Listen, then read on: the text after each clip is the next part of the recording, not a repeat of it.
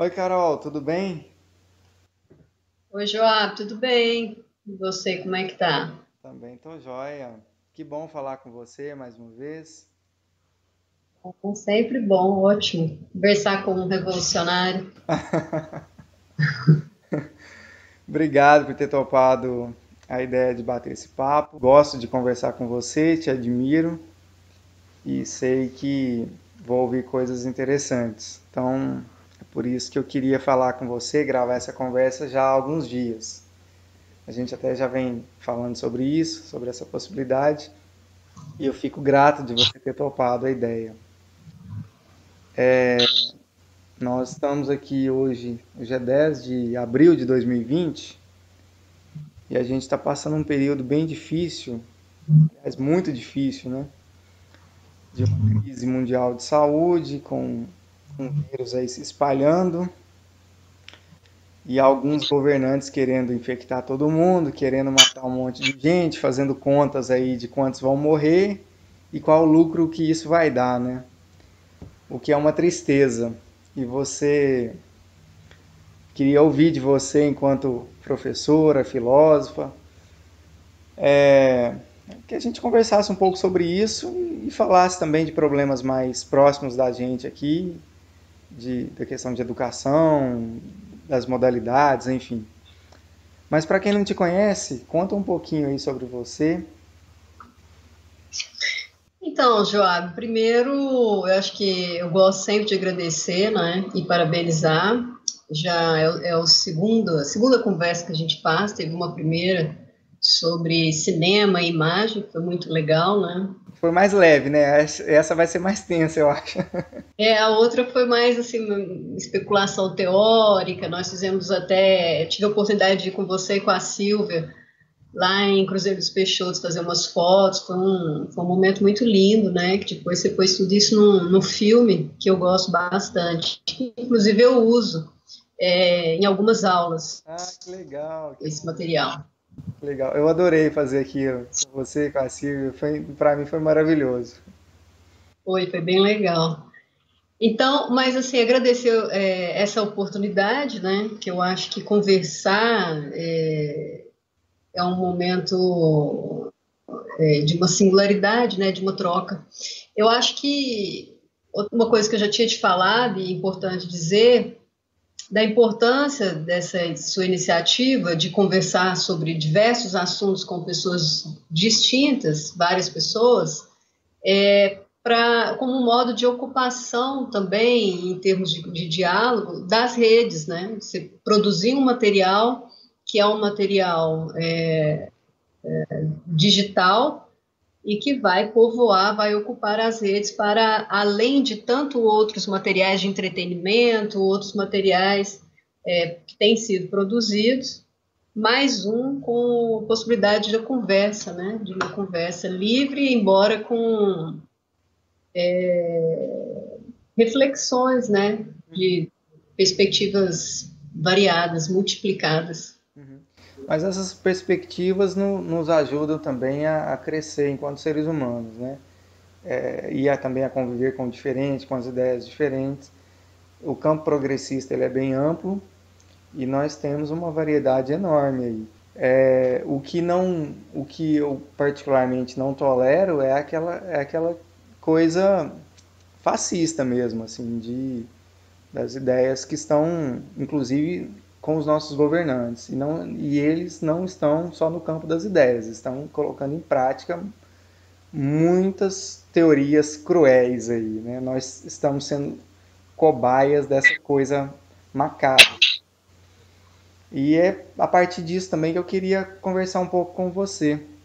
Nós estamos aqui no estado de Minas Gerais, Uberlândia, hoje é 10 de abril de 2020.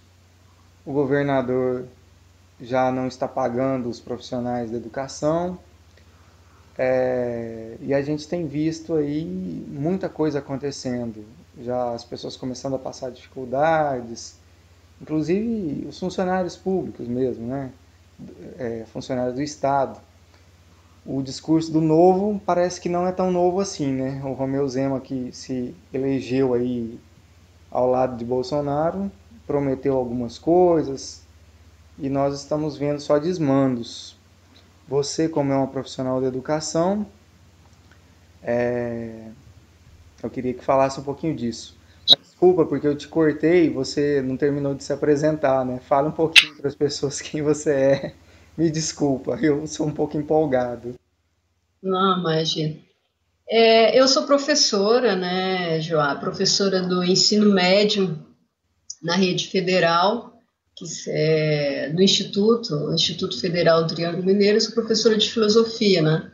Tenho toda a minha formação em filosofia, da graduação ao doutorado, mas antes da formação universitária, eu tenho um histórico de inserção nas coletividades, né? No diálogo. No diálogo. Eu sou uma pessoa que preza muito pelo diálogo, sobretudo pelo espaço comum, pelos espaços públicos, os espaços dos encontros da comunidade, né? Das comuns identidades, as identidades se encontrando.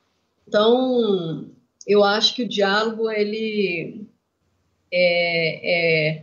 é uma troca, né? O diálogo é uma díade, um duplo processo de razões, né? De logos, de reflexões, diálogo, né? Então, esse é meu histórico, né? Da reflexão, da busca da conversa ponderada, e a conversa, ela implica a escuta também, né? A escuta, a leitura, a conciliação e, às vezes, até o confronto de perspectivas distintas, né? Vamos falar um pouquinho justamente daquilo que a gente planejou conversar, que são os novos modelos aí que estão sendo colocados em prática, né? Eu acho que é um gancho interessante, porque você tem decisões agora governamentais mais de cima, falando, olha, a gente precisa de formatar esse EAD e colocar para que os professores basicamente se virem e façam aí as aulas e disponibilizem para os alunos. E você está lidando diretamente com isso. Eu queria que você me falasse um pouco sobre como que está sendo trabalhar com essa ferramenta. Eu particularmente creio que a ferramenta é interessante. Agora, da forma que ela está sendo colocada, eu não estou criticando a ferramenta, mas a forma que eu estou vendo ela ser imposta, enfim, eu tenho as minhas dúvidas, mas eu queria ouvir de você, que é uma pessoa que está lidando com isso diariamente, o que você tem para nos dizer? Job, eu acho que você está lançando um espaço, né, do comum, do diálogo, né, para a gente pensar sobre esse momento. Então, o que eu estou conversando com várias colegas nesse momento é para uma perspectiva que nós temos o problema da educação, nós temos problemas contínuos, que já vem de tempos, que a gente já falou, a questão dos recursos, ataque à carreira docente, ataque à carreira do serviço público. Nós temos esse aspecto de outro lado. Nós temos um outro problema de fundo filosófico, que é pensar por que uma sociedade educa a população. Por que uma sociedade ela propõe a formação educacional e aponta o modelo escolar como uma alternativa? Por que uma sociedade acredita que enviar crianças, adolescentes e jovens para as escolas infantis, para as escolas de ensino médio, de educação básica e as universidades é importante para a sociedade? Eu acho que essa é uma questão, uma dimensão uma dimensão fundamental para a gente conversar sobre educação. E por que é tão enviesado? Então, Por que a mão de obra, não sei, a impressão que eu tenho parece que o capitalismo tem uma necessidade também de formar um nicho de pensamento ou de mão de obra, e ele pega qualquer ferramenta. A educação é mais uma ferramenta que ele se utiliza, né? Desculpa de te cortar. Mas esse problema é também de movimentos de esquerda. A questão da educação, ela se coloca tanto para as forças conservadoras, quanto para as forças progressistas, humanistas, revolucionárias. A questão da educação, ela é importante ser pensada. No contexto da pandemia, eu acho que é importante a gente fazer algumas distinções entre esse problema da educação, por que a sociedade educa, entre o problema das dificuldades dos ataques à carreira docente, os problemas de falta de recurso, eles existem, eles aparecem no momento da pandemia, eles são acentuados, sobretudo de recurso e da carreira docente, da atividade docente, mas eles não são, no momento, os únicos problemas. Nós temos outro problema. Por exemplo, a gente vai falar em afastamento social. O afastamento social, ele, no primeiro momento, o objetivo é eliminar os espaços que são constituídos no contato entre as pessoas. Então, a gente reduz esse espaço do comum, da comunidade, os espaços de circulação de ideias, de encontro das pessoas, das diferenças, da pluralidade, você tem uma redução nesses espaços. Então, o estudante que vai para a escola e tem o contato com outros estudantes, com professoras e professores, com a rotina escolar, esse estudante vai para casa e vai passar e está um tempo sem ter esse contato com o ambiente escolar. Eu estou falando especificamente do ensino médio, né? Não vou falar da universidade, porque a minha experiência na universidade é como estudante, né? Não é como professor, e nem da educação infantil, que eu nunca trabalhei e conheço muito pouco. Minha experiência também foi como criança que já ficou em creche muito tempo na vida. Eu estou falando do ensino médio, né? Que eu tive experiência como estudante, como professora. Então, o estudante vai para casa. O estudante vai deixar de conviver nos espaços comuns de discussão, de encontro de ideias, de singularidades? Não vai. Qual é o espaço, nesse momento, que os estudantes têm mais convivido? As redes sociais. A internet é o espaço comum, nesse momento, para além do ambiente familiar. Nós estamos falando em tese, considerando que o afastamento social ele está acontecendo, né? Ok. Nós temos, então, para pensar a educação, continuamos o calendário nesse contexto do afastamento social ou suspendemos as aulas?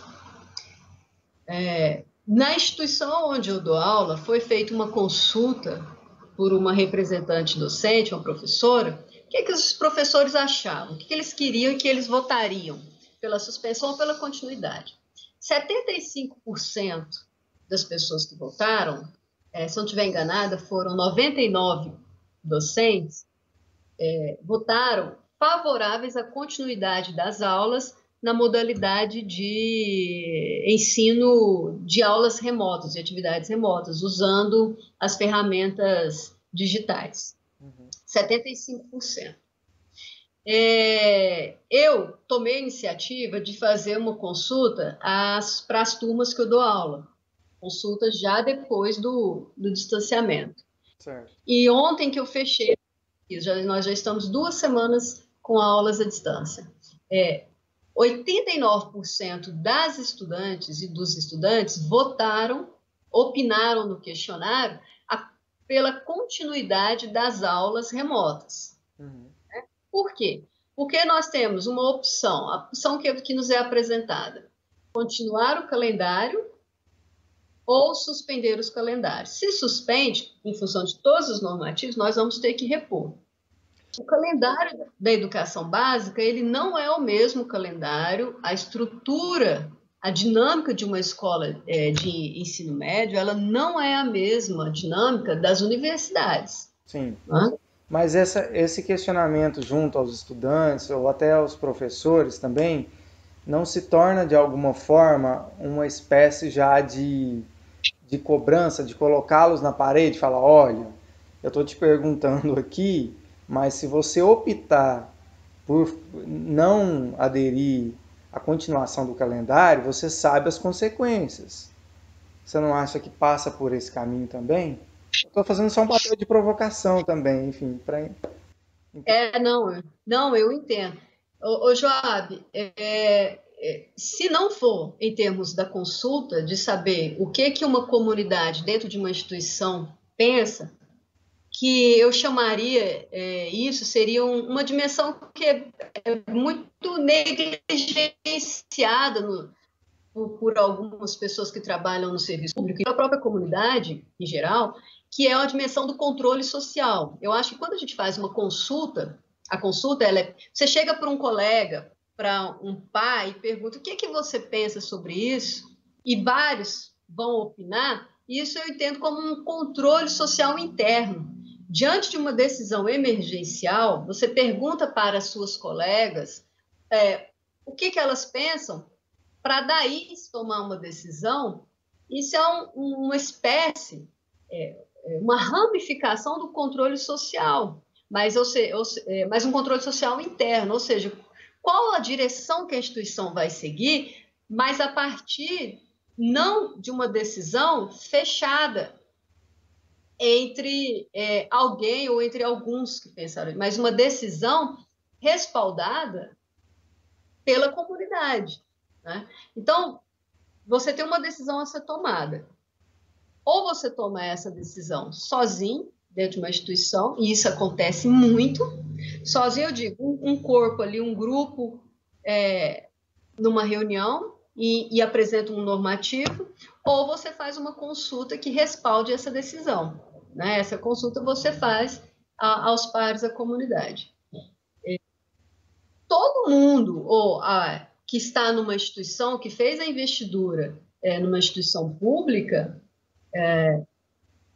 quando ela adentra, ela está numa instituição que tem normativos, tem regimentos, tem estatuto de ética, tem regulamento de atividade docente, regulamento para estudante, regulamento de gestores. Eu aderi, se a gente adere, nesse momento, você tem as críticas, a gente faz as críticas, a gente reconstrói os normativos, a gente repensa porque eles não são fixos, não são e não podem ser naturalizados, são construções, né? Mas eu aderi. E aí, como que eu coloco esses normativos em movimento? É participando do diálogo, é indo para o espaço comum e provocando a existência dos espaços comuns para a gente discutir. Então, fazer a consulta, quando ela é feita, porque em muitos casos essa consulta não é feita, é abrir o espaço comum para ouvir. Então, por exemplo, tem consultas que são feitas que o resultado ele não corresponde ao que muitas pessoas que estavam à frente esperavam. É uma surpresa, por exemplo, que 75% de professoras e professores tenham votado favoráveis, quando eu achei que existia uma resistência. Né? Então, para pensar a questão da educação no afastamento social, Joab, eu acho que nós temos 4 perspectivas. Nós temos uma perspectiva que até o momento eu não tinha visto, não chegou até mim, e eu tenho lido muito em termos de extensão nacional. Eu não vi consulta aos estudantes, eu ainda não tive acesso. Tomei a liberdade, tomei a iniciativa de fazer a minha consulta com as 13 turmas para a qual eu ministro aula de filosofia. São 13 turmas, dá um total mais ou menos de 380 estudantes, 380, 390. Essa consulta eu fiz, responderam 346 estudantes e 89% votou favorável. Né? Eu acho que uma outra pesquisa que precisa ser feita para pensar as aulas são as mães, aos pais, aos responsáveis. né? Porque nós estamos falando de ensino médio. Então, a estudante vai para casa, ela vai ficar o dia inteiro em casa. Então, é importante que a gente saiba, nesse momento, e mais do que nunca, o que que essa criança, qual é o respaldo essa criança, esse adolescente vai ter em casa. Eu falo criança porque quando o estudante entra no ensino médio, primeiro ano tem uma média de 14 anos. Tem estudantes que entram com 13, né? Mas a média são 14 anos. Então, é uma outra perspectiva que nós também temos que ouvir, que são os responsáveis e os responsáveis, né? Outras que nós temos que ouvir, os professores e os professores. E o quarto, que é a gestão, nós temos que ouvir, que são as pessoas que estão lidando com os normativos, estão lidando com os outros órgãos. Nesse debate todo, nós temos o Ministério Público, nós temos o MEC, nós temos os conselhos tutelares, nós temos outros órgãos que estão em contato o tempo todo com as instituições, com as escolas, e pedindo explicações, e pedindo planejamentos, né? Então, nós temos que pensar nessas quatro ramificações, nesses quatro espaços, dimensões no interior de uma escola, né? E conjugar essas quatro para a gente decidir que rumo seguir. Né? Agora, pensa isso num contexto emergencial, numa pandemia. Me conta uma coisa, e o lado social dessas famílias, dessas crianças, desses pais? A gente também, de alguma forma, nós não estamos romantizando a meritocracia, ó, o pai, a mãe que se desdobra, igual saiu uma matéria no G1, do pai que caminha com o filho 4 quilômetros para pegar um acesso de internet, que aí nós estamos partindo do princípio, nessas discussões todas que estamos fazendo até agora, de que as pessoas de alguma forma têm acesso, que conseguem, que têm um computador, que têm um celular, que têm um acesso à internet, ou que de alguma forma viabilizam é, essa questão aí de acesso. Mas e a questão financeira? A grande maioria da população passa por problemas financeiros e que no momento da pandemia, um dos cortes é essas coisas que em tese são supérfluas, né? Eu acho que a internet é uma delas. Nesse contexto, entre comer e pagar a internet, as pessoas vão optar, obviamente, por comer.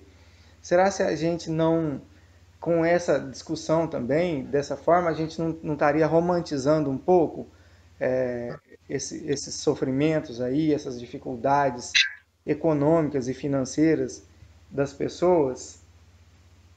E a outra questão também é a questão aí da consulta como algo democrático de solução. Eu, particularmente, não gosto muito da ideia dessa coisa de consulta e democracia nesses moldes. A exemplo disso, nós temos o Bolsonaro eleito. Então, se a democracia nesses moldes fosse resolutiva, fosse eficaz, fosse inquestionável ou solução definitiva para algo, nós não teríamos, por exemplo, essa miséria aí no poder. E eu ainda continuo pensando assim, um pensamento meu. Eu, enquanto aluno do ensino médio, por exemplo, se fosse hoje me colocado uma consulta, falado, olha, você está sendo perguntado aqui se você quer a continuidade do calendário acadêmico ou não, bimestral ou não. Mas você tem autonomia, você pode escolher não ter a continuidade, mas você vai ficar sem as suas férias. Eu acho que eu já teria uma resposta na ponta da língua. Joab, sobre a questão da consulta, eu acho que a gente tem que fazer algumas distinções.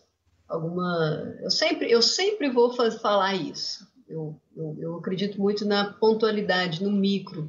Então, eu tenho dificuldade com generalizações, né? Então, as consultas.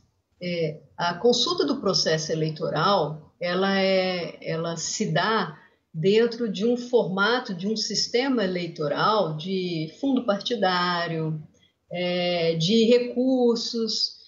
Tanto é que, por exemplo, nós tivemos um presidente que não participou de debates, né? Sim.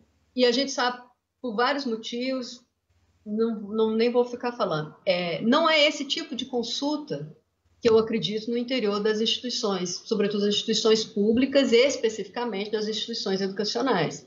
Eu acho que o ambiente educacional e o escolar, ele tem possibilidade, esses ambientes têm possibilidade de apresentar ou formatos de conversa, formatos de espaços comuns para conversa. Uhum. Eu acho que é essa consulta que potencializa as decisões, que amplia, o que consegue encontrar dentro de uma decisão, consegue trazer numa decisão um respaldo ou precedentes de uma pluralidade ou de pluralidade de várias pessoas de áreas distintas no interior da escola ou da instituição educacional para respaldar uma decisão.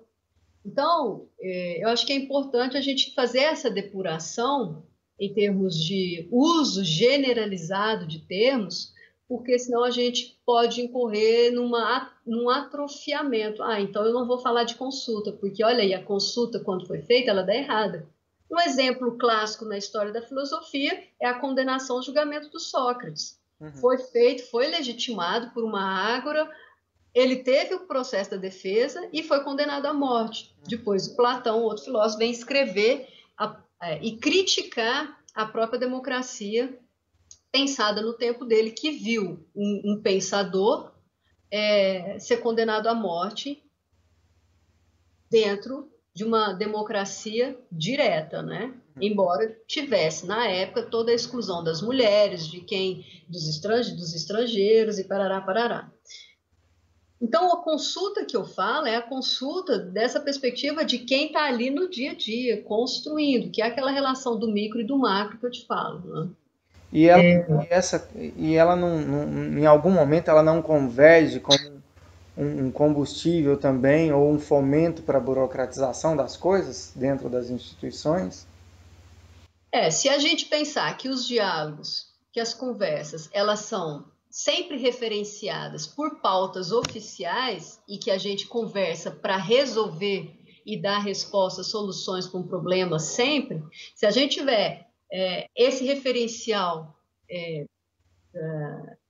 da funcionalidade do diálogo, o diálogo tem que funcionar, ele tem que ser produtivo, ele tem que dar uma resposta, aí sim, ele alimenta um sistema, por exemplo, fechado com normas bem esclarecidas e que eu preciso encaixar. Ó, esse diálogo, eu tenho uma ata e tem que ter uma decisão para referenciar a aprovação de um projeto, de uma proposta. Agora, o espaço das identidades encontrando e conversando, ela não é sempre por uma pauta oficial. Ela é por uma pauta do micro, das relações diárias. O que eu estou dizendo, Joab, da consulta, nós temos as pautas oficiais para tomadas de decisões, mas o espaço comum do diálogo, ele tem sido cada vez menos. Tem sido cada vez menos. Nós estamos aqui falando do espaço educacional. Nós não temos conversas, ou se temos, são poucas, não é? São poucas, e muitas vezes o papel da escuta no diálogo, ele nem sempre está presente, né?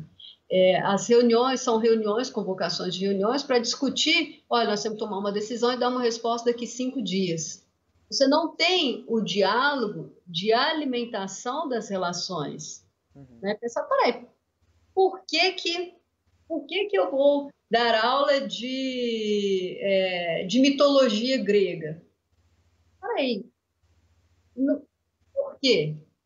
E eu quero pensar isso, eu quero conversar isso, por exemplo, com o professor de biologia, em termos do debate da criação. Por quê? É difícil esse debate fluir. Isso é o diálogo sem a pauta oficial, sem uma demanda. Né? Então, eu acho que a questão de generalizar, quando eu falei de consulta, nós temos sim que depurar, porque senão a gente pode atrofiar a possibilidade das conversas, né? Se pensar na referência da solução, eu tenho que decidir, eu tenho que dar uma solução, a gente pode muitas vezes atrofiar a conversa. Eu falei, se vai ter que ter uma decisão, então você já parte de um ponto que finaliza a conversa. Tem que ter uma decisão, ora. Então não é um diálogo, é um encaminhamento, né? Sim, mas se Mas essa... tem também essa obrigatoriedade, digamos, hipoteticamente, que não teria a obrigatoriedade de ter sim uma decisão, a gente não acaba criando uma espécie de dialelo, de rodar em torno de si mesmo ali também, de quase um poço sem fundo, e não chegar a lugar nenhum, ou não? Estou enganando. Mas em termos de existência, eu não sei se há um problema em girar em torno de si mesmo, né? Em torno de... eu não sei se em termos de existência do espaço da conversa no ambiente educacional. Uhum. Eu me pergunto seriamente se a nossa existência ela teria prejuízos se tivéssemos com mais frequência esses diálogos sem encaminhamentos, sem decisões. Eu me pergunto mesmo se a perda de tempo reflexiva ela é prejudicial para a existência das pessoas, para a existência das instituições. Eu me pergunto, o que não é o mesmo que dizer que as instituições elas não precisem de encaminhamentos, não é isso que eu estou dizendo. Entendi. O que eu estou, em outros termos, tentando assim refletir, conversar com você, é que as decisões, sendo tão somente de resolução, de solução, de encaminhamentos, elas não correm no esvaziamento, na construção da pluralidade, né? Porque uma decisão ela traz uma síntese de precedentes. Quais são esses precedentes? Se eu não tenho esse precedente, como que ela é uma síntese? Como que ela se faz uma síntese? Ela não se faz uma síntese, né? Então, ela não é uma síntese. Ela é uma proposição, ela é uma ideia, ela é uma opinião de uma singularidade. Ela não é uma síntese de pluralidades, né? Que é uma definição, por exemplo, do que é uma das perspectivas do que é política, né? Que é colocar no espaço as singularidades e encontrando, né? Encontradas. Mas, João, eu acho que a gente seria muito legal voltar à questão das aulas no afastamento social. Agora, Pode retomar lá.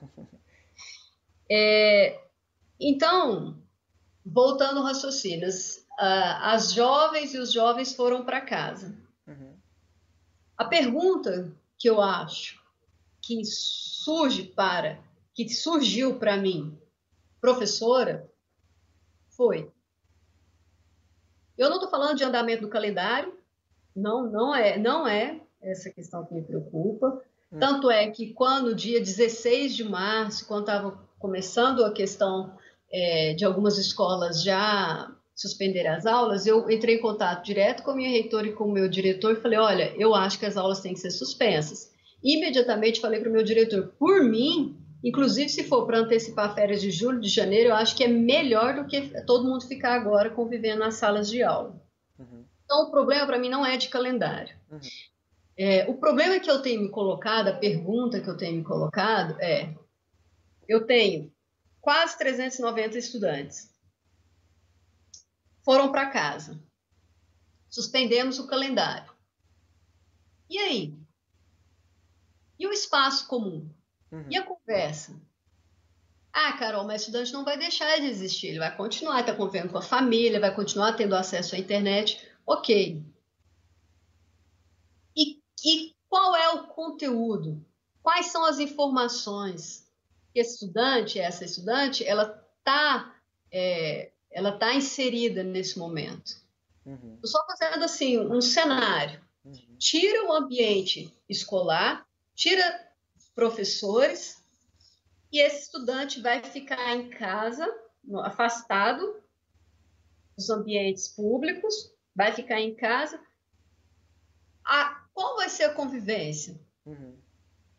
A família, e não tenhamos dúvida que a internet. Sim. Quem que domina hoje a rede são as redes sociais. Uhum. Então, eu comecei a pensar, qual que é esse contexto? Beleza. Então, eu estou dizendo isso porque não é confortável para mim pensar que 390 estudantes estariam desde o dia 18 sem um contato com reflexões nas várias áreas, reflexão na arte, na biologia, na matemática, na física, na filosofia, nas línguas, na língua portuguesa, na língua inglesa, espanhola, francesa. Não é confortável. Por quê? Porque essa existência juvenil, ela não está vivendo um momento de parada, ela continua recebendo informações, e não são informações que fazem parte de um planejamento de formação. Uhum. Continua. Ou, se fazem parte de um planejamento de formação, não é um planejamento pensado em termos de formação de pessoas, em termos de formação de jovens, para saber o que foi, o que a história da humanidade, o que a história do ser humano já produziu, não é? O que aconteceu, por exemplo, em outros momentos de caos sanitário, de pandemias. Não são essas informações que vão chegar imediatamente pelas redes sociais. Elas até chegam, mas chegam dispersas e não chegam até em todos, né? Então, eu acho que nós precisamos pensar também o que esses estudantes vão fazer em casa. Eu não estou dizendo que eles não vão fazer nada e que não tem estudante que não tem essa disposição de buscar, tem. Mas o papel da instituição educacional é ter a orientação, ter um planejamento. É para isso que nós pensamos currículos, é para isso que a gente pensa, tem o papel, por exemplo, de professoras e professores, que são as pessoas que fazem a condução de uma formação. Né? Você acha que dificulta, então, nesse contexto aí, por exemplo, a tolerância? Porque quando você tem que trabalhar em grupos, quando você tem uma aula presencial, tem várias questões postas ali, naturalmente, não imposta pela instituição, mas só pelo fato de estar em grupo, você precisa de alguma forma exercitar a tolerância também, de conviver com o outro que é diferente de mim e eu preciso entender que ele é diferente, não é por isso que eu tenho de aniquilá-lo, né?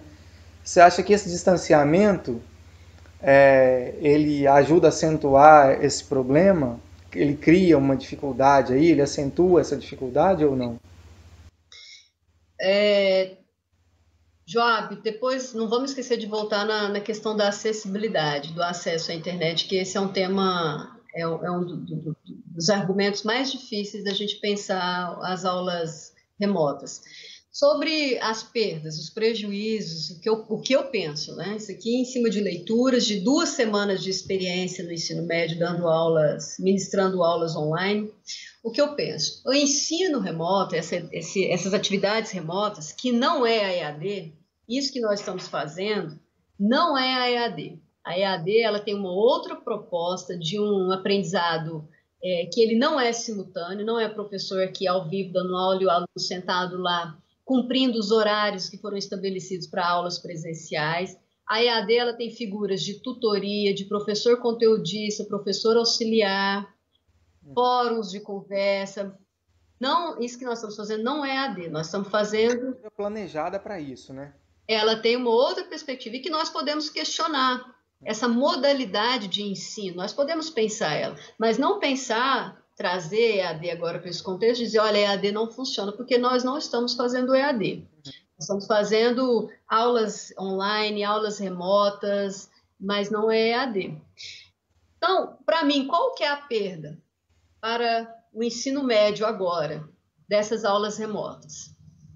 É a perda, estava conversando isso com a professora de arte, é a perda da dimensão da corporeidade, né? Que é o contato, que são os corpos. Você conviver numa sala de aula, né?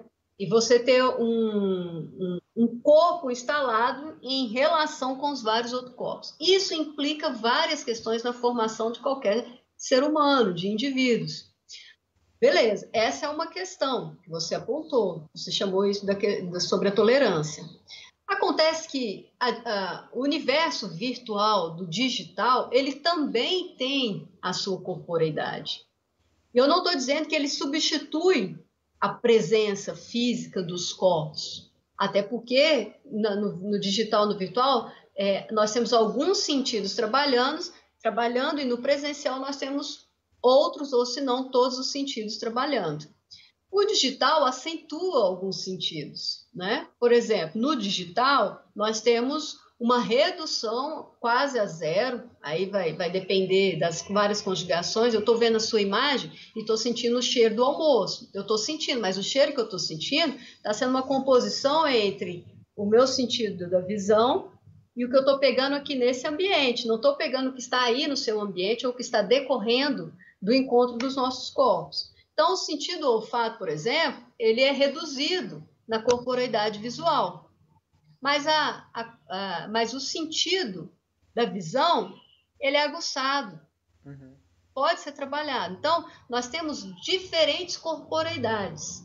Certo. O que eu acho que pode acontecer, e é uma das minhas críticas nesse momento às aulas remotas, às aulas online, é o excesso, é a sobreposição de um modelo presencial para um modelo virtual. A gente está fazendo só uma transposição e sobrepondo aspectos presenciais ao que nós temos de aspectos digitais. Não dá para você trabalhar no mesmo formato. Então, não dá para eu passar uma lista de exercícios para o aluno ou para a aluna, estudante ou estudante fazer nos formatos do presencial. A dinâmica é diferente, a corporeidade é diferente. Nós vamos ter prejuízos, e assim como temos ganhos no presenciais. E nós temos o mesmo aspecto, alguns prejuízos e alguns ganhos no digital. Nós temos que saber lidar com isso. E eu acho que isso é responsabilidade, sim, da atividade docente. O docente tem que pensar isso. Isso eu estou tratando do que você chamou de perdas e falou da tolerância. Acho que tem um pouco da perda, mas, por outro aspecto, nós temos também uma regularização numa comunicação ao vivo. Quando você entra num debate numa sala de aula, é impressionante como os vários adolescentes falam, blá, blá, blá, blá, e vem piadas e vem tudo. Faz parte também da corporeidade. Eu gosto muito de possibilitar aulas em que os estudantes falam, em que se agitam em torno de um tema. Na aula virtual, você tem condição, por exemplo, de fazer uma conversa em que o estudante tem que pensar sobre as palavras e como ele vai escrever, porque ele sabe que outros colegas vão ler, que a professora vai ler e precisa entender. Esse é um problema, por exemplo, que está lá em Aristóteles, a lógica nasce. Como que eu vou traduzir o que eu estou pensando comigo mesmo? Está aqui encerrado o meu pensamento. Como que eu vou fazer a transposição, vou comunicar isso para o outro, para que o outro entenda? O digital possibilita que a pessoa escrita ela tem que pensar nessa adequação entre o fluxo acelerado de pensamento com a arbitrariedade, a limitação da linguagem. Eu tenho que pensar, será que essa palavra que eu vou usar contempla esse meu pensamento? Esse é um dos aspectos que eu acho que é um tipo de ganho em termos de linguagem, certo? É uma possibilidade, uma corporeidade digital. Então, tem perdas, mas em termos de tolerância, que é o que você citou, o estudante presencialmente, muitas vezes ele grita, baixa a cabeça, pede para ir ao banheiro, não quer ouvir. O digital, para ele saber o que o outro está dizendo, ou ela saber o que a outra está dizendo, tem que ler. No momento da leitura, você garante a escuta. Essa obrigatoriedade em ler para poder se fazer entender, ela acaba sendo, então, uma espécie de tolerância? Não, a tolerância no sentido da escuta. Porque é importante a gente, vamos lá, depurar novamente, para não incorrer em generalização. O que é o tolerar, né? O tolerar. Ele vem de concepções, a tolerância, ela vem de concepções que todos os indivíduos já têm. Isso é um modo de sobrevivência. Você olha para o mundo e você enquadra aquele mundo, entende, e para perceber a existência. Você tem uma percepção da existência do mundo. Então, você tem pré-concepções, né, da sua inserção no mundo, da sua presença no mundo. O que eu faço dessas pré-concepções? Com elas eu lido diariamente e vou formando as opiniões, as primeiras respostas que eu tenho. Algumas a gente dedica ao aprofundamento, a gente vai fazer as reflexões, toda a construção racional. Outras a gente vai fazer construções sensitivas. A tolerância, ela vem do momento em que essas pré-concepções, essas respostas que eu dou, ela é colocada no espaço da convivência com o outro, né? Eu estou no espaço e eu tenho que lidar com o outro tem que lidar comigo. Esse é o espaço da prática, da existência, que é a origem da ética e da política, né? A tolerância, ela se apresenta no momento em que eu alargo essas minhas pré-concepções para que eu possa lidar com a existência do outro, com a existência de outrem. Uhum. E quando eu não alargo, quando eu não possibilito, eu não consigo sair dessas pré-concepções que eu tenho em mim mesma, né, da minha inserção das minhas respostas, no confronto diante do mundo, quando eu não possibilito esse encontro, é aí que vem os rompantes intolerantes. E aí entra em outras questões, deliberados ou não deliberados, né? Mas a tolerância vem disso.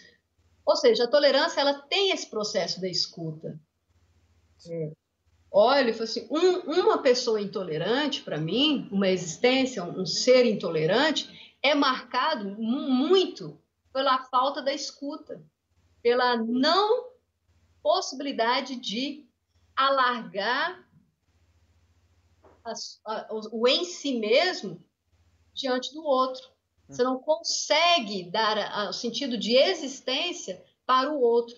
Você anula, você aniquila, por isso o intolerar, eu não tolero, né? Eu aniquilo, eu apago, você não alarga. Quando você escuta, você está minimamente trazendo essa outra existência para saber quais são as pré-concepções que ela tem, quais foram as primeiras respostas que ela deu.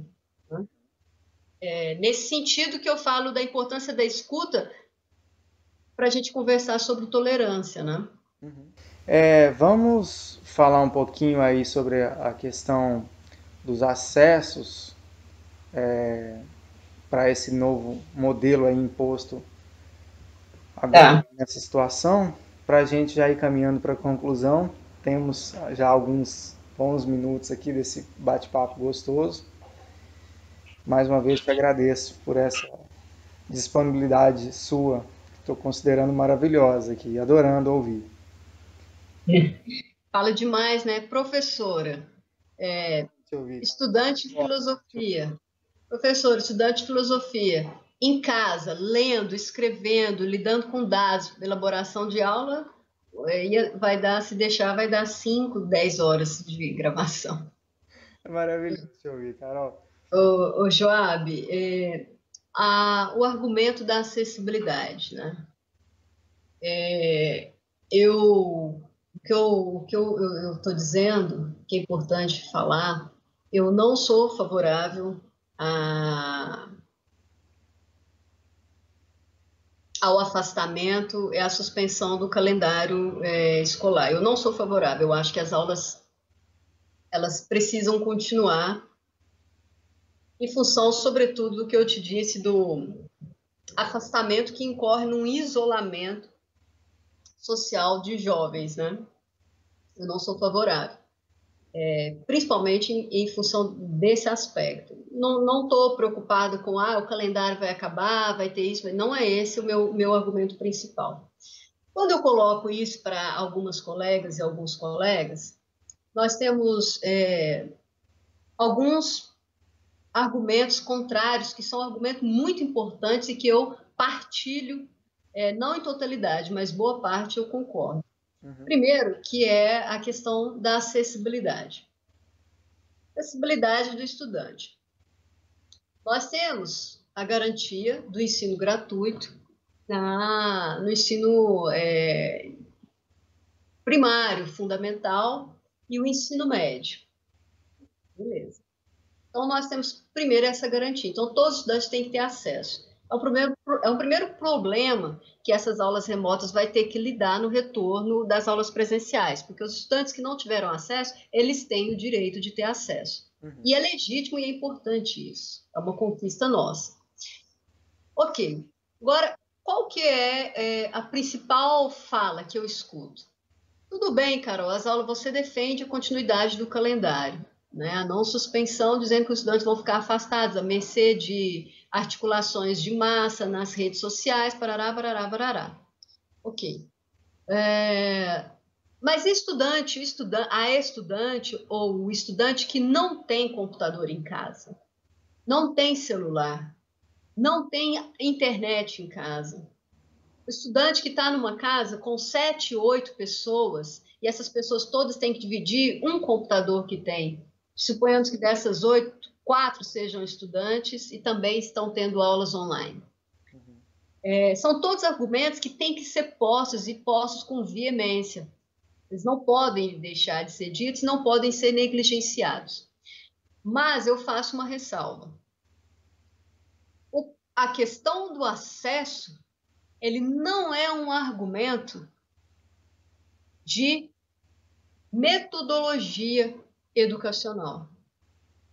Ele é um argumento de política educacional e social, as duas juntas.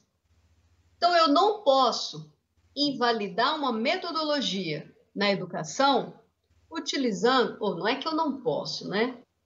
Talvez eu não obtenha uma resposta adequada, uma solução para um problema de metodologia utilizando uma premissa de origem social, né?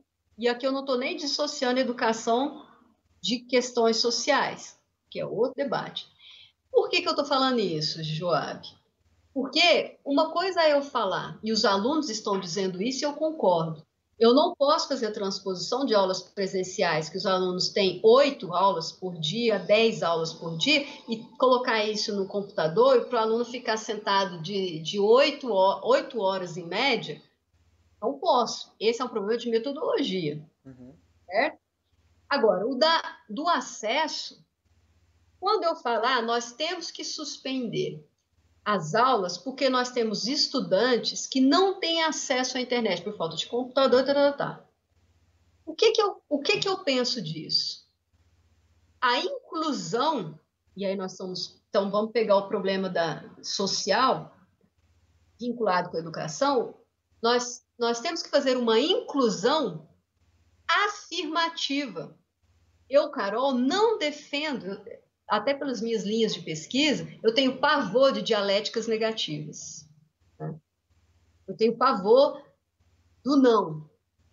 Então, o que eu estou dizendo? A inclusão, eu tendo a pensar por uma inclusão afirmativa e menos por uma inclusão negativa. O que eu estou chamando de inclusão afirmativa nesse aspecto da pandemia do afastamento social? Eu vou dizer, olha, vamos suspender o calendário porque eu tenho estudantes que não têm acesso ao computador. Beleza. Então, vamos suspender. Eu penso assim, que eu passei dias pensando, o que eu estou fazendo? Eu estou excluindo uma segunda vez essas estudantes que não têm acesso e que não tinham durante as aulas presenciais. Então, o que eu estou dizendo? Não, então porque eles não têm acesso. Quando acabar tudo isso, a gente volta e retoma as aulas. Podemos fazer isso. Só que a estudante e o estudante que não tem as condições da internet e do computador vão continuar sem acesso. Eu não estou incluindo. Eu estou apresentando, usando o argumento social para invalidar uma metodologia. O que eu, Carol, penso? Eu acho que a pandemia traz, nesse momento, uma possibilidade e uma demanda, uma convocação de que a gente pense a inclusão a partir da afirmação. Então, eu tenho que falar, olha, eu vou dar aulas remotas, eu vou dar. Ok. Mas, para que eu consiga ministrar as aulas, é indispensável que as minhas estudantes elas sejam incluídas nas metodologias digitais, virtuais, eletrônicas, online, remotas. O que eu estou dizendo de inclusão afirmativa é, eu afirmo que a metodologia funciona e eu quero. E nós podemos e precisamos, até porque as tecnologias estão postas para um ambiente escolar há anos, e nós não nos dedicamos a esse debate, né? Nós não pautamos isso. Várias reformulações. Minha instituição passou por uma reformulação agora em 2019 e não discutiu a inserção de atividades online. Beleza. Então eu falo, eu vou trabalhar essa metodologia. Eu consigo, eu posso, eu quero. E acho que para minha área ela pode funcionar. Eu vou lá e detalho tudo isso, faço todas as justificativas.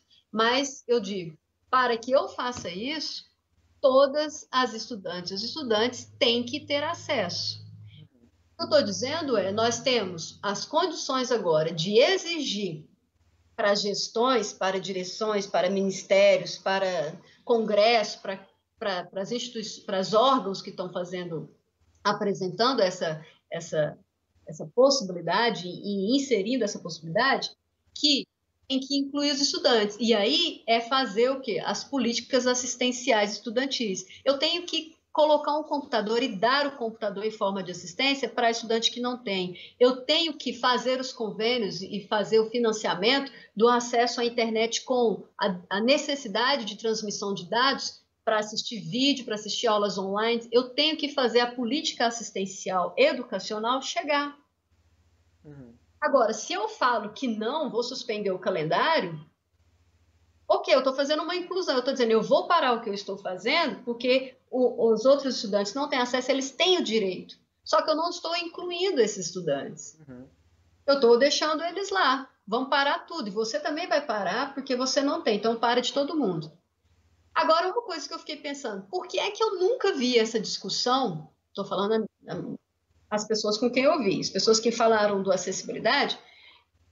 Quando a gente tem estudantes que vão apresentar seminário em sala de aula, vão apresentar atividade, eles ficam amuados no canto, quietos, enquanto os outros do grupo fazem as atividades no computador, apresentam os PowerPoints super dinâmicos, maravilhosos, as falas com música, e estudantes que ficam lá com a folha de papel falam pouco, tímidos, porque não tem computador, não tem celular, e nunca falamos dessa acessibilidade.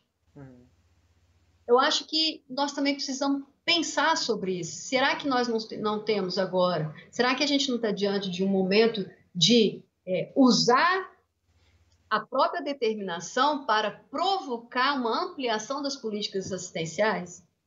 Esse é um dos aspectos. Por que, Joab?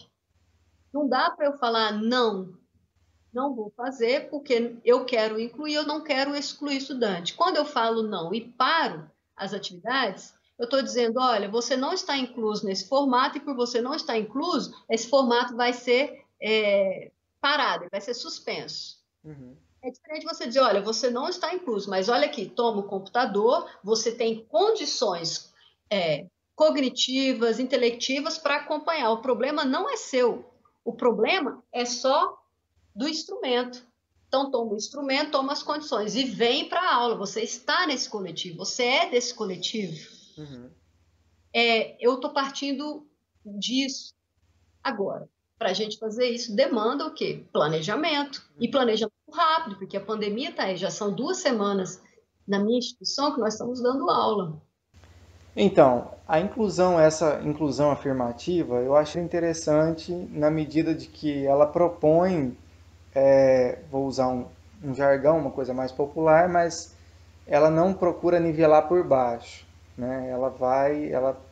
Ela vai demonstrar que, olha, se o aluno não tem acesso à internet, não tem computador, eu preciso continuar o ano letivo, o calendário acadêmico, mas o que tem de ser feito é eu incluir esse aluno que não tem.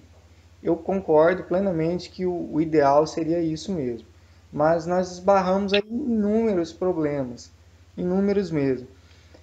Entre eles é a questão financeira mesmo, a disponibilização dos recursos públicos para isso, e qual a demora, mesmo se houvesse uma vontade política de efetivar uma ação nesse sentido, eu creio que só por abrir um processo de licitação, ou enfim, alguma forma, seja qual o método que se fosse utilizar para incluir essas crianças, jovens, adolescentes, com internet, com, enfim, com equipamentos que viabilizassem colocar em prática isso, eu creio que levaria um tempo. E você mesma colocou a necessidade aí de ser algo imediato. Então, qual que seria a solução, ou pelo menos a ideia, a proposta de uma possível solução, já que a pandemia demanda algo, uma solução, uma tomada de decisão rápida e efetiva. E eu concordo com você, esse argumento é ótimo, no sentido de nivelar por cima mesmo, de incluir as pessoas pelo lado de ter condições, de receber o ferramental para exercer o que está sendo proposto, a atividade proposta. Né? O que seria, então, o ideal, pelo menos enquanto ideia, de se colocar em prática agora, nesse momento, para tentar pelo menos amenizar essa situação ou resolvê-la, viabilizando aí adquirir equipamentos e fazer um mapeamento dessas pessoas que precisam disso. O que seria viável hoje, pelo menos em tese? O que você propõe? Joab, eu acho que a pandemia está mostrando para a população brasileira de que a burocracia ela é uma produção contínua, né? Ela não é fixa e ela não foi pensada por algo exterior ao ser humano. Ela é uma produção nossa e, portanto, ela pode ser feita e refeita. Tanto é que aprovou-se ajuda às instituições financeiras do país logo no início da crise. Várias determinações que a princípio eram difíceis de serem encaminhadas, elas aconteceram, né, em tempos que não era o tempo esperado, mas aconteceram. Um exemplo é o auxílio emergencial. Né? Demorou sair em termos de tempo de aceleração da pandemia, demorou, mas saiu. Quando é que sai uma bolsa de 600 a 1.200, né? Para a população brasileira que não passe por inúmeros debates? Está saindo, com muita pressão, mas está saindo. As instituições educacionais, elas têm equipamentos, elas têm laboratório, não estou dizendo todas, isso não é geral, o Brasil tem diversas realidades. Estou falando dentro de um contexto do meu e que eu sei que tem semelhanças em algumas regiões, se não muitas regiões. O que nós temos que fazer agora é, mais do que nunca, colocar o público a serviço das diferenças. Eu não estou falando a serviço da igualdade. Por que eu estou fazendo essa distinção? Porque as forças progressistas, me parece que a esquerda, ela tem um problema para lidar, um problema teórico, inclusive, que é em relação ao uso da igualdade. A esquerda requisitou para si a maternidade, a defesa da igualdade. Uhum. Agora, eu penso essa maternidade num contexto nosso contemporâneo em que eu não posso dar as iguais condições para estudantes que têm realidades distintas. Então, eu tenho agora, me parece, mais do que nunca, e a pandemia está possibilitando a gente a voltar nessa reflexão teórica, a pensar políticas com parâmetros diferentes para condições diferentes. Então, eu tenho um laboratório na escola, suponhamos, vamos trabalhar com essa realidade, de 30 equipamentos. Eu não estou tendo aula. E eu tenho um mapeamento de 12 estudantes que não têm nenhum acesso. Eu tenho que, a minha compreensão, mais do que não colocar o serviço público a serviço da população, retirar esses computadores que estão lá parados e colocar como um empréstimo, fazer termos de empréstimo, como a gente faz em bibliotecas, e colocar na sala dos estudantes e falar, lá na sala, no quarto do estudante em casa, e falar, esse computador está emprestado para você durante esse momento das aulas remotas. Uhum. As escolas têm equipamentos, que seja das áreas administrativas, que seja dos laboratórios de aulas práticas, que seja da sala de docentes. Nós temos que colocar a serviço. Isso, para mim, é a inclusão afirmativa. Esse é o primeiro aspecto. Segundo aspecto, as instituições têm condições de imediatamente fazer convênios e pedir doações à iniciativa privada, nacionais e internacionais, de doação de equipamentos, de viabilização de prestação de serviço de transmissão de dados. Isso tem sido feito. Algumas instituições, por exemplo, onde eu trabalho, algumas pessoas têm buscado isso e conseguido doação de chip com transmissão de dados para que o aluno tenha acesso, pelo menos a uma parte nesse primeiro momento, para que não pare tudo. Então, eu acho que, eu estou voltando a dizer, são políticas de assistência vinculadas à educação inclusivas. Nós temos que usar o momento agora para incluir, para colocar. O governo tem que comprar equipamentos e dar e colocar na casa do estudante, como faz com os livros didáticos. Os livros são dados. Nós temos que dar o computador, nós temos que dar o tablet, o celular, já que o celular hoje assumiu outra função no ambiente escolar. Nós temos que trazer isso para dentro, abrir a instituição, os nossos modelos, as nossas curricularizações e repensar. Agora é nessa situação. Quando voltar. Ah, Carol, e quando voltar às aulas, os laboratórios não vão ter equipamento, a sala de professor não vai ter computador. Aí nós vamos entrar numa outra etapa. Vamos buscar os empréstimos que foram feitos. Vários equipamentos vão voltar com problema? Vão, mas é para voltar. É para voltar no sentido de que eles vão funcionar, esses equipamentos estarão em atividade. E estraga, são bens materiais mesmo. Precisam em funcionamento. Nós vamos dar manutenção e o que for aproveitado a gente vai fazer. E o que o estudante tiver responsabilidade em termos de não ter cuidado de um bem público, a família vai ter assumido um termo de responsabilidade. Agora, eu não posso atrofiar, esterilizar uma possibilidade pré-julgando. Não, esses equipamentos nunca mais vão voltar. Não, nós não temos dinheiro. Mas nós não temos dinheiro nem para pagar professor. São assuntos, são perspectivas, são argumentos diferentes. Aquilo que eu te falei, se eu tenho um argumento e parto de uma premissa, se eu não depurar, se eu não fizer uma relação apropriada, eu estou invalidando o próprio argumento, e que é um argumento sério. Tá? Esse é um aspecto. Outro aspecto que eu acho que é o mais difícil de ser debatido e que eu estou vendo os críticos que não são do ambiente escolar apresentarem é sobre a carreira docente. É você transformar uma professora presencial numa professora virtual e você triplicar a carga horária de trabalho com atividades que não estavam previstas, atividades para as quais a própria docente não recebeu treinamento. O próprio docente nunca ouviu falar que é um ambiente virtual de aprendizagem. E não é por culpa dele, é porque não se teve uma política de capacitação na área. O debate da educação digitalizada, da metodologia digital, eletrônica, online, não foi apresentado como pauta da educação brasileira para as instituições públicas. Né? Nós deixamos a mercê da iniciativa privada. Tanto é o crescimento vertiginoso de cursos EADs durante já um período considerável na educação, né, na privatização. Eu acho que é por aí, Joab. Essa morosidade administrativa existe, mas nós estamos num momento de pandemia. O governo justifica que vai ter que fazer corte no salário porque nós estamos numa pandemia? Sim. Então, nós justificamos, nós queremos que esses computadores saiam do uso habitual deles para colocar. Eu tenho que justificar, o governo tem que justificar, porque ele quer cortar o salário se ele está aumentando a atividade docente. Eu estou trabalhando 3 vezes mais, posso provar. Agora, se eu também não abro a possibilidade de pegar o computador e colocar, lá na sala do estudante, vai continuar estéril a possibilidade e o problema vai continuar existindo, não é?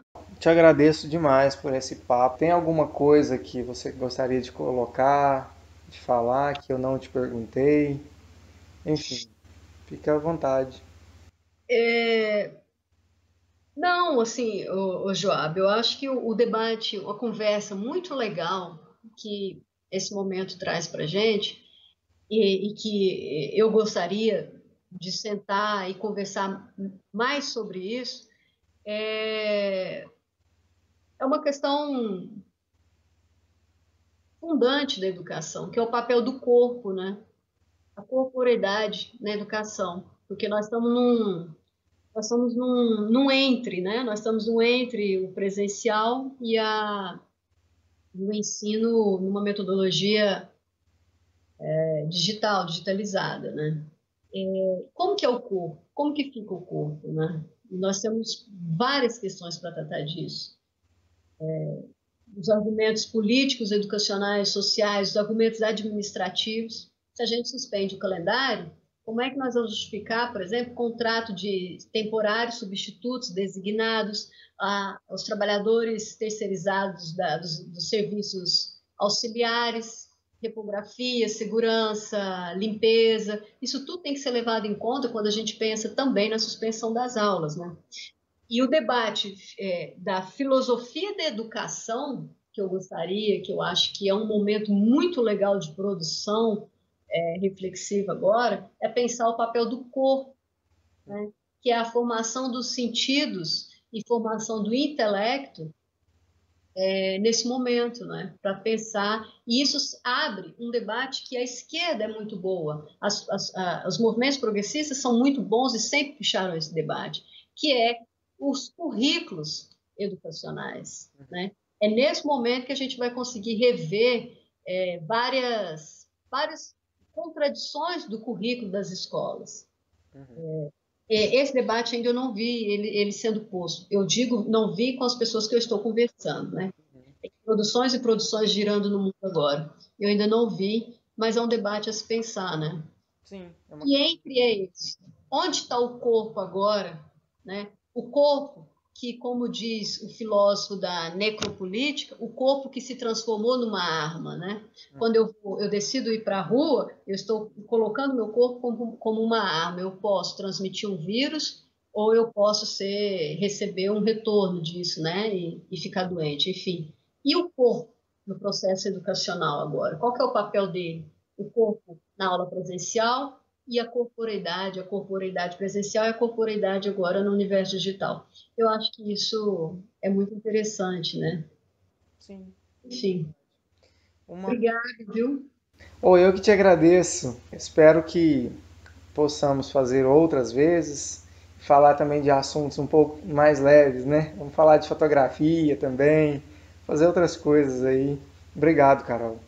Obrigada a você, Joab. Um abraço para você, um abraço para a Silva. A gente vai falando. Obrigado. Até breve. Vai, até mais. Até mais. Tchau.